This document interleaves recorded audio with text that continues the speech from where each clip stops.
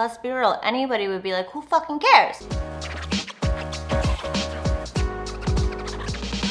Hey, what's up? It's me, Jessica Jane. I was just wondering if you've ever sat and thought to yourself, Jessica, what are some weird tricks I could do that'll impress women? Well, if so, I'm glad you asked, because what impresses men isn't necessarily what impresses us women, and make sure you never miss out on another opportunity to hear these discrepancies that could save your dating life or another one of my videos. Don't forget to hit that subscribe button with the notification bell. Okay, so like I mentioned, what impresses women about men isn't what men think would impress women about men. Because y'all think we work like you, just like we women think y'all work like us, which is why we will never fucking understand each other unless you watch my videos. Where y'all men are impressed by things you see visually, we women are impressed by what we see men are capable of feeling, which I'll explain in a second. But for the most part, anytime you can do something that goes against any preconceived notion she has of you already, or has of men already, or has of men that are trying to get with her, is when you're able to impress a woman. So let's get right to it. The first one is being able to say no. Now, we women are very used to y'all men placating and submitting to our demands or whatever the fuck we want or whatever the fuck we say when we first meet. So it's like if she says something like, I really want to go here, and you're just like, no, okay. But if you're like, actually no, I hate that place. I'm constantly getting hair in my food. If you can say some shit like that and speak up for yourself in ways that most men won't do up front in the beginning, we women will be like, oh, okay.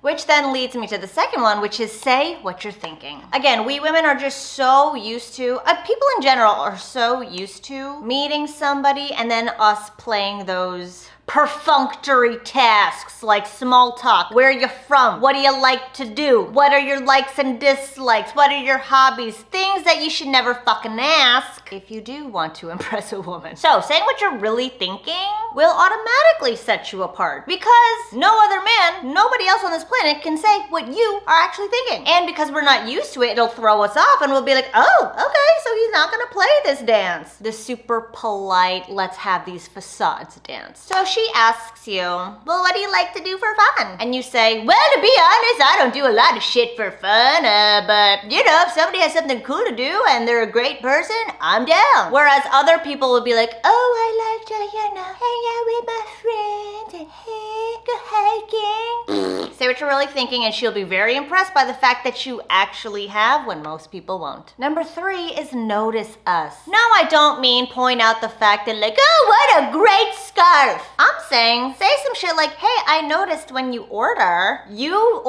like Sally from When Harry Met Sally. Do you get that a lot? Noticing things about us that pertain to who we are as a person make us feel seen, make us feel understood, make us feel like you are capable of paying attention. And women love that shit. We are very impressed when we come across a man who can pay attention and can come up with ideas about us that we aren't so forthcoming with. I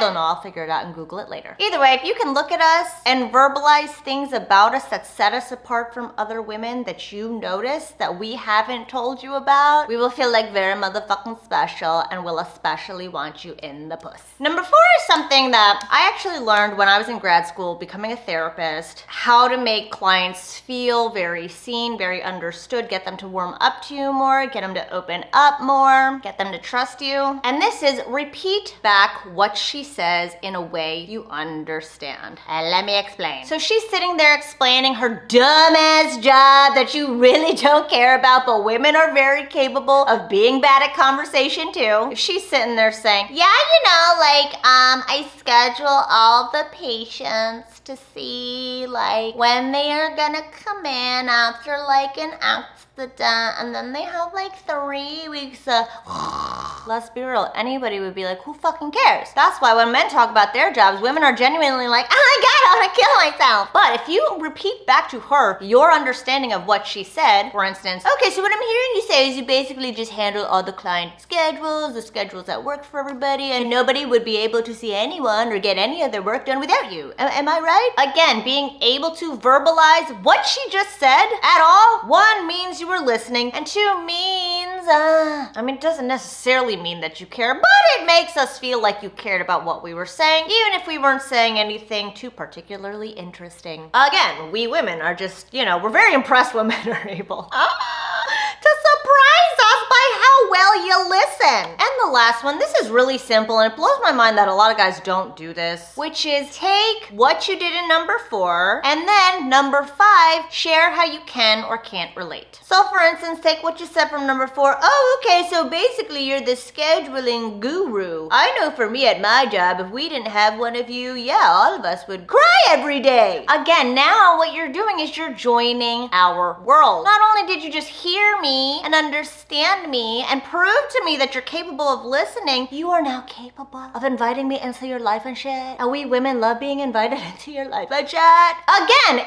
impressive when a man can do that. And I started this video talking about this idea of we women are impressed by your emotional capabilities. And if you are capable of inciting and intensifying emotions in women, that's that shit that's gonna make us chase you. Because it's not enough for us to just be impressed by you. I've said it once, I said it again. Creating interest, creating intrigue, impressing someone, these are mental states. And what happens when our brains feel those mental states about a new person, yeah, we seek to discover more, to kind of close that loop. It's kind of like when you can't figure out the answer to something, you're like, oh my God, I should Google it! And then you like go on this Google hunt, and then it's like 3 a.m. and you're wondering what more things you should Google after how often should I water my fiddle fig leaf. But once she gets the answers to those things she's interested in, that's it. You have to know how to create emotions. So you being emotionally capable, yeah, it piques our interest, yeah, it impresses us, but are you capable of making us feel those emotions? And that's where my Speak to Spark Arousal program, which my former assistant Clayton details the process in this video right here. That's exactly what I teach men to do in these 3 steps. I mean, I didn't say the 3 steps, but in 3 steps, I teach you how to take that interest and intrigue and turn it into her feeling good about you and then wanting the shit out of you to chase you down and possibly scare you off. But either way, now you're not doing all the fucking work because you have women hunting you. So if you know that you do not yet have this effect on women and you want to learn how to utilize being able to impress these women, because that's just the first step, make sure you find out how to do so in this video right here. Start doing these 5 things right now once you can. And thanks for watching as always. I'll see you guys next time.